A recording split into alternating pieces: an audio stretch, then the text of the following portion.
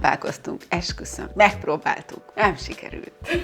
Egyszer fölvettünk egy férfit, egy napig volt nálunk. A raktár részbe vettük föl, mert ugye csak nők vagyunk, és azért az emelés ugyanúgy sajnos hozzátartozik a munkánkhoz, nagyon sok alapanyagot, csomagolóanyagot mozgatunk, és akkor eljött az a pont, hogy na akkor ide most már jöhet egy férfi, aki kicsit ugye a logisztikában segít nekünk. Első nap ő úgy gondolta, hogy szerinte rosszul csináljuk a céget, és akkor ő levezette, hogy kellene a céget másképp csinálnunk. És így lényegében itt elakadtunk, és többet nem próbálkoztunk. Egyébként nagyon jól kijövünk a lányokkal, nagyon sokan fölteszik ezt a kérdést, hogy hát hogy tud ennyi lány együtt dolgozni. Nagyon szépen tudunk együtt dolgozni, és különböző generációból vannak nálunk lányok, és jól tudunk együttműködni, megértjük egymást, és szépen folyik a kommunikáció közöttünk, ebből soha nem volt probléma. Alapvetően szerintem a kozmetikumokat nők használják, és ezt szerintem mi nők tudjuk belerakni, ez egy női energetika, hogy egy olyan dolgot alkotunk, ami aztán nőkhöz szól. A nők most biztos éreznek,